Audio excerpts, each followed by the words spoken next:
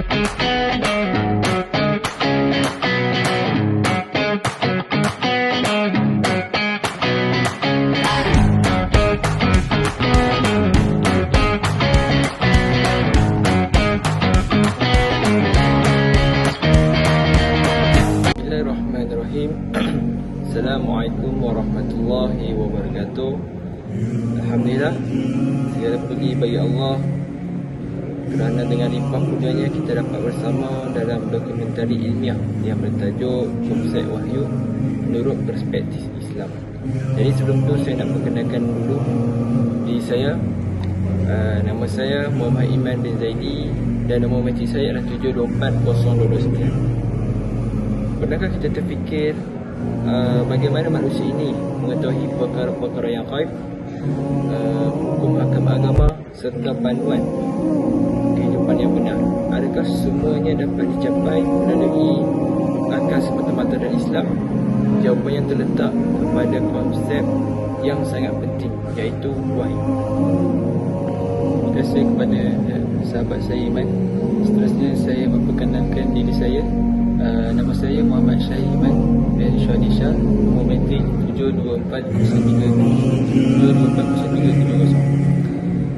Seterusnya saya teruskan dengan pembentangan dokumentari. Wahyu merupakan asas kepada seluruh ajaran Islam. Melalui wahyu, manusia menerima petunjuk daripada Allah Subhanahu Wa Taala untuk menjalani kehidupan yang seimbang dan terarah. Tanpa wahyu, manusia hanya bergantung kepada akal yang mempunyai batas dan kelemahannya tersendiri. Dalam dokumentari ini, kita akan menelusuri definisi wahyu, sejarah penurunannya, bentuk-bentuk wahyu, fungsi serta kepentingannya dalam kehidupan manusia pada masa kini.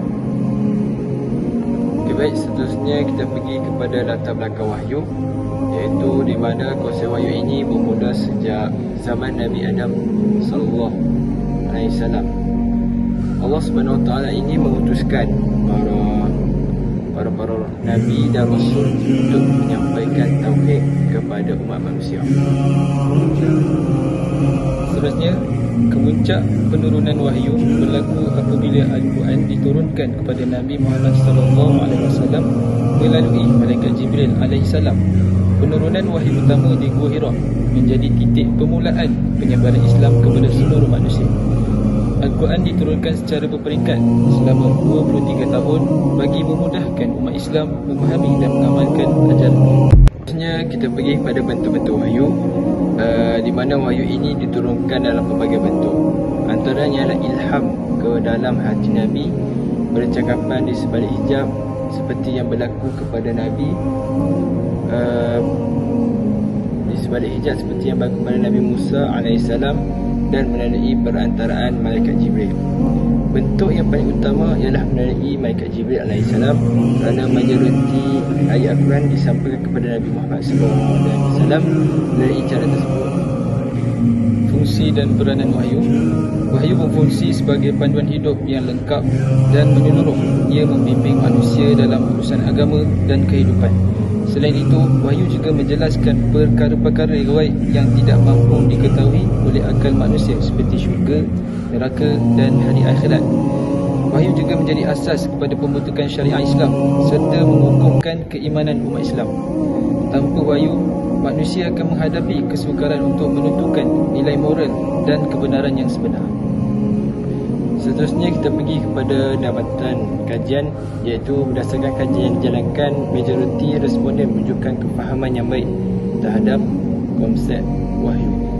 Sebanyak 100% responden menyatakan bahawa mereka ini memahami maksud wahyu dalam Islam. Selain itu juga, majoriti responden ini bersetuju bahawa wahyu merupakan sumber utama ajaran Islam dan panduan hidup manusia. Dan kajian juga mendapati kebanyakannya responden ini percaya bahawa kefahaman tentang wahyu ini mampu meningkatkan keimanan seseorang itu. Akhir sekali, sebagai penutup, kesimpulannya, wahyu merupakan asas utama dalam Islam dan menjadi sumber petunjuk yang membimbing manusia ke arah kehidupan yang sejahtera. Oleh itu, setiap Muslim hendaklah berusaha memahami dan menghayati wahyu agar dapat mengukuhkan akidah serta membentuk kehidupan yang lebih baik. Okey, baik. Akhir sekali kita pergi pada penutup. Tapi sebelum kita nak akhirkan kita punya topik perbincangan kita, kami ada sedikit pantun di mana bunyi dia seperti: wahyu penyuluh jalan kehidupan, petunjuk ilahi sepanjang zaman, di hati ilmu dengan penuh kesedaran, membawa ihsan menuju keredaan. Okey, itu saja pada kami. Sekian, terima kasih. Assalamualaikum warahmatullahi wabarakatuh.